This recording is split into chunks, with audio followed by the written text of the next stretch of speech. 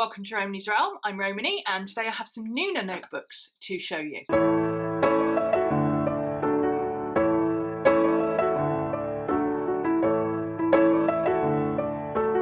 So these are something that's recently come onto the scene. I think they've been around for a while, but people have only just discovered them. I saw Ideabook.c, Nina Linnerson, has one that she uses for a bullet journal. And I was talking to her about it and she said, oh, they're fabulous. You'll love them. They are just amazing. For those of us in Europe, it's very, very difficult to get hold of things like the Seven Seas writers and things like that. And while others are quite happy to just say, oh, well, I'll save up the money and I'll get it because I really want it, I'm like, no, I'm not paying for something 3 times over the odds just because I want it. You know, I will find another source. That's ridiculous. When I found out they were based in Germany, I thought, well, okay, I'm going to have a look then because they're bound to be cheaper. Now, there was a bit of confusion with my order because I ordered medium size. And as you can see, I've got 2 different sizes. I initially thought that what they'd done was sent me these 2 instead of this size in the chrome. But actually what they've done is I should have had 3 this size. I should have had 2 this size, and they've accidentally sent me the large one of this. So I'm going to get in touch with them and find out what they want me to do about that. I'm quite happy to pay the extra because I really like this notebook. It's gorgeous. And then this was a free gift that they sent me. I didn't order this. They sent me this. So let me show you what I've got. So these are the notebooks that I ordered. This one, like I say, should have been this size. They accidentally sent me the large one. This one is called the Chrome Fluid, and it is beautiful. Look at that. Even the edgings are chrome. Is that not just a thing of beauty? Those of you who've been going wild over the holographic Michaels planner, you might want this to go with it. Look at it, it's gorgeous, and it's so shiny and beautiful, and Mamma mia! And of course, when I finished my current journal, I'm going to need another one for next month. I couldn't resist. It's shiny. And I was like, I've got to have it. Look, the edges are shiny. It's mirrored chrome. Oh, it's delicious. Anyway, inside this one, you have a Tiffany blue facing, and it's dot grid. And the dot grid is the same Tiffany blue. It's this beautiful turquoise colour. So it's the same as the Leuchtturm. It's actually upside down. I can tell that because it's got numbered pages. So numbered pages and dot grid. So it's very much like the Leuchtturm. But the paper, the paper, oh my goodness. I don't even know how to describe it. I've not come across paper like this before. The nearest I can describe it is the Piccadilly notebooks feel very much the same, and it reacts in very much the same way as the Clairefontaine paper. This stuff can take just about anything you throw at it. It takes wet ink, it deals with watercolour as long as you're not too aggressive with it. It's just, oh, it's amazing. It's just beautiful paper. It doesn't have an index or anything like that. It's just got simple numbered pages that start at 1 and finish at 176. So 176 pages. This would be perfect as a bullet journal if you're in the EU and you're struggling. They are soft cover, they're not hard cover. And the thing I like about the Leuchtturms is that they come in all these beautiful colours, but they don't come in the soft covers in lots of beautiful colours. They're all black. And I like black, but, you know, every so often you want something a bit different. But they've got so many of these, and they're graphic designs and all sorts of different things. They've got a beautiful copper one like this, which those of you who are fans of rose gold will absolutely adore. But they're all the same inside. They're all numbered pages, dot grid. So there's no, oh, I want a lined one, I want a plain one, I want this, I want that. They're all dot grid. So that's the Fluid Chrome medium, which is my personal favourite. This one I got because I was intrigued by this. This is called the Voyager, so it's basically a traveller's notebook. But it's got this contraption on the front, which I will show you in a moment. Now, like I say, this should have been the smaller size. It is matte black, and the cover feels like nubuck leather. It's not. It's not leather, but that's what it feels like. It's that smooth kind of velvety. Oh, it's nice. It's just really nice. That's the only way I can describe it. And the edges, and this is what gives these notebooks so much class, I think, is the edges are finished. They are sewn binding as well, so you can see there they are glued, but they're also sewn into signatures, so they're pretty hard wearing. They're basically the same construct as the Leuchtturms. They are made by, oh, it says here, Nuuna, made in Germany by brandbook.de. That's the, if you search for Nuuna, Nuuna, online, you'll find them, but the website is called brandbook.de. You can get them on Amazon, and you can get them in the UK through places like Cult Pens, but what I found was that actually to order in from Cult Pens, it was like £27, and then on top of that there was shipping, whereas these I got all three for €40, which is quite significantly less than it would have cost me to get it from Cult Pens, and they arrived within 5 days. They came by DHL and they arrived in 5 days. This is exactly the same, except it's all black. Everything about it is black. The dots are grey, and they're not shiny. So when you hold it up to the light, they're matte dots. The ink doesn't shine or anything like that. So there's that one. Not really a lot to show you for that one. It's just, you know, it's just a black version of the chrome. But this is interesting, this band. So I'll just take this off. It's called an anti-handbag band. But basically, it's to keep your book together in your bag. And on one side, you put your pen. And on the other side, you put perhaps your coloured pencils or your colouring pens, or, you know, you might have your fountain pen and your statlers, or you can,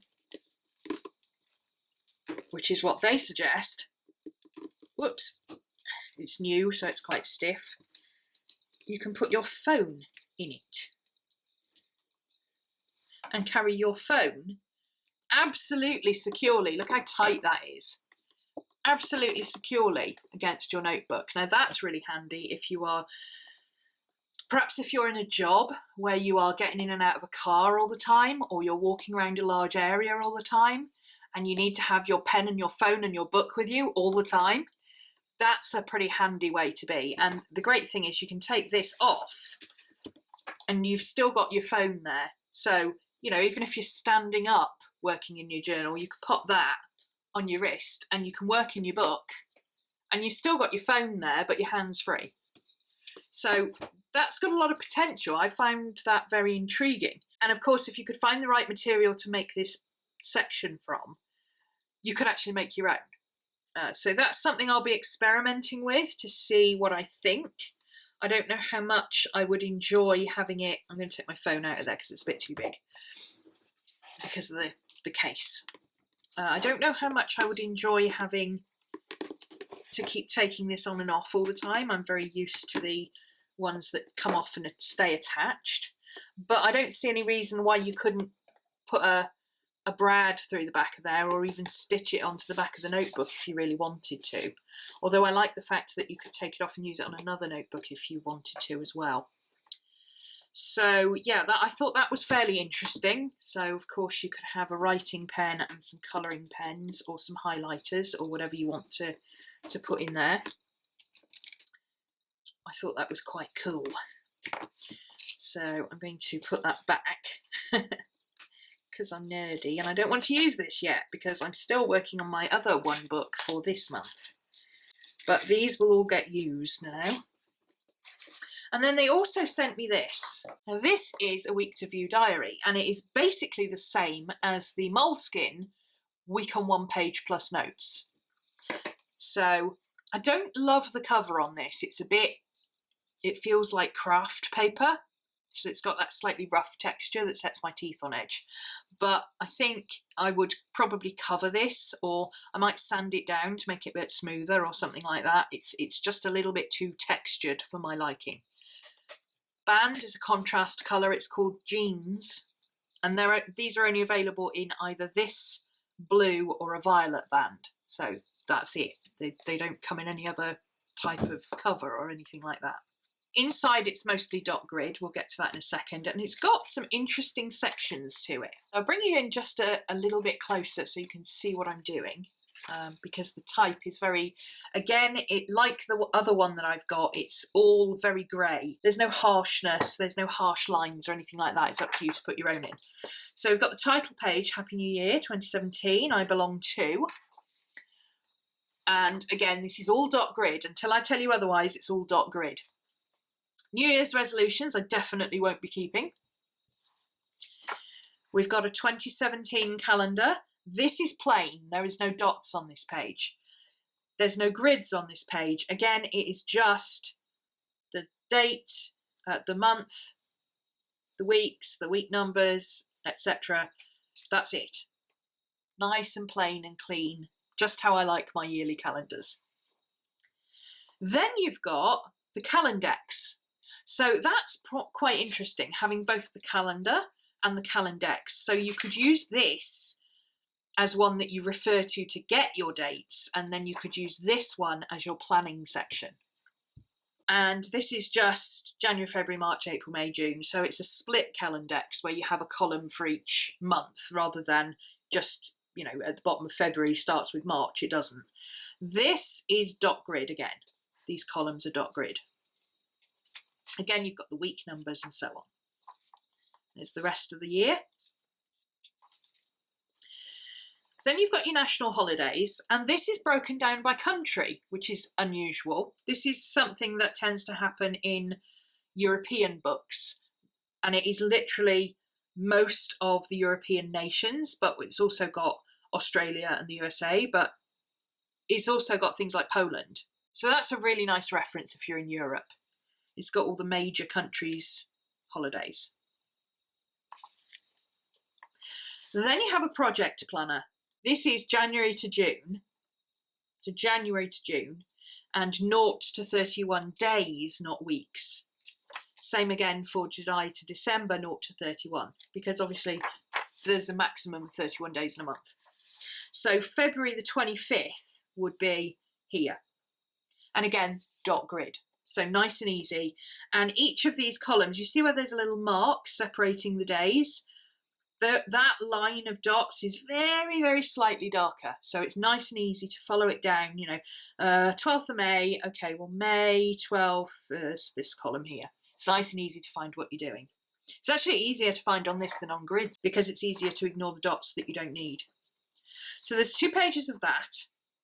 And then you've got 2 pages of timetable. Again, it's dot grid, 8 till 2100. So 8 in the morning till 9 at night. Monday through Sunday, dot grid, and you've got a second one as well. That's useful for all sorts of things. Perhaps if you have, I don't know what it's like in other countries, but certainly in Europe, it's very common for people to have a major and a minor class, or study 2 classes together, particularly at university level, or to do day stuff and evening stuff. Or you could have, this could even be regular work appointments and regular home appointments, or 2 different children, you know, things like that. Something that you regularly do all the time over and over. So lots of uses and potential for that page. And then you're into 26th of December onwards. Just noticed they've actually put des, not deck. I wonder if that's a misprint or just a different language. I wonder if Germans. Is DEZ the German shortening for December? I'm not 100% sure. I'm not good with abbreviations. At the back, it's DEC. So it might just be that that's to show that it's 2 different Decembers. I don't know. I can't imagine why they would do that. But so this is the weekly overview. And unlike the Moleskine, which has the lines going across, this has indicators. So it separates out. But again, it's up to you whether you continue those lines over. and it's Monday to Sunday, equal spacing for each day, full width, there's no wasted space at all. Look how small the margins are, and the dots go right up to the gutter. There's no wasted space at all. They go right down to the bottom, and all of this is plain, so you could do whatever you wanted with this. And then this page is empty. This is completely blank, no dots, no nothing. So if you are looking for a journal where you can keep a bullet journal on one side and journal on the other freely, or do art on the other, perhaps you're committed to doing one piece of art every week, or you need to use this for diagrams or mind maps or whatever, this is perfect. This is really good. For some people it will throw you that this is blank and not dotted, but because the page on the back is dotted, you actually can see the dots. So when it's down, because you've got dots on the back, you can kind of see where the dots are. So you could write in straight lines if you wanted to. It wouldn't be that hard. So this continues right the way through from December 26th, 2016, right the way through to January 7th, 2018. So it's got the first week of next year and the last week of last year. I think that's the right way around. And then you've got these pages at the back. So you've got your 2018 calendar, which is the same as your 2017, but it's at the back of the book. And then you've got these pages. These are for notes. It says highly recommended, a place for tips from friends. And you've got culture stuff, books I want to immerse myself in, TV series I want to binge watch, movies I want to get carried away with, openings I want to see and be seen at, plays and operas I want to dress up for, museums I want to spend rainy days in, concerts I want to get front row at, and music I want to sing along to. It's just a really nice way of doing it. So if you're doing bullet journaling but you never have enough to fill up an entire page, this would work really well. And especially for somebody like me who's got minuscule handwriting, I actually could turn it that way and write that way, and I could get, well, that's 5, so I'm estimating this, 10, 20, 10, 15, 20, 25, 30, 35, 40, 45. I'd say 50. I'd say 50 lines. If you wanted to space it out, 25. So that's a page worth. If you write small, you could get in there. I like this. Then you've got travel stuff. Lakes and seas you want to dive into, mountains I want to climb, cities I want to get lost in, hidden places I want to explore, islands I want to escape to, hostels, hotels and accommodations I want to stay in, airlines and airports I should avoid, and other stuff. Shopping stuff, going out stuff, and these are all similar things, drinks I want to have one too many of, they're all humorously written. And then daily stuff, doctors, sports, places and people. People I might call to help me find a new job, flat, pet, car, flat, mate, or housemate, boyfriend, girlfriend, or fix the car. Places to get away from it all. Quotes and thoughts I want to remember. And then I think that's blank all the way through there. So this is just note pages. So if you wanted to use this as a commonplace book as well, you could. So it's got a lot of potential, this one. I really like this very simplistic layout. It's like the Moleskine, but it's different enough that it's, I don't know, there's just something about it. It's just very calming to look at and use, I would imagine. I like it. I like the humour in it, the subtle humour and the calmness and cleanness of it. Yeah, I'm a bit torn. I wasn't expecting to get this. It was, like I say, it was a free gift.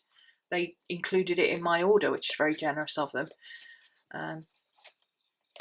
So I don't know. It seems a shame not to use it, but do I really need it? That's the question.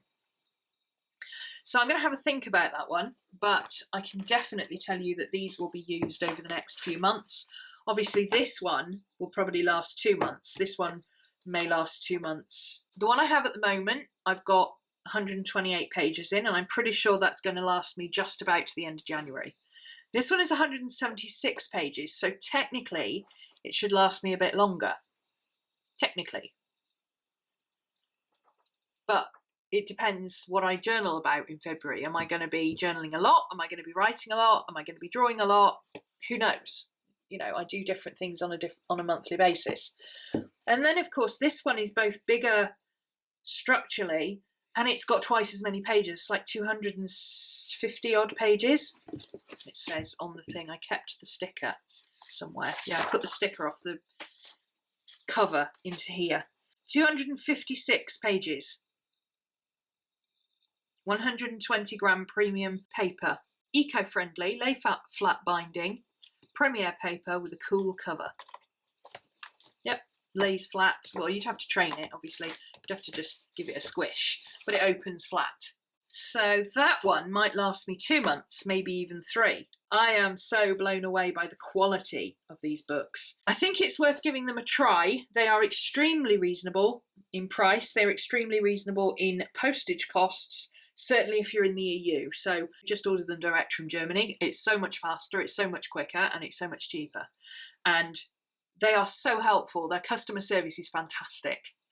Because obviously I ended up with 2 different sizes of notebooks when I ordered the same size on both.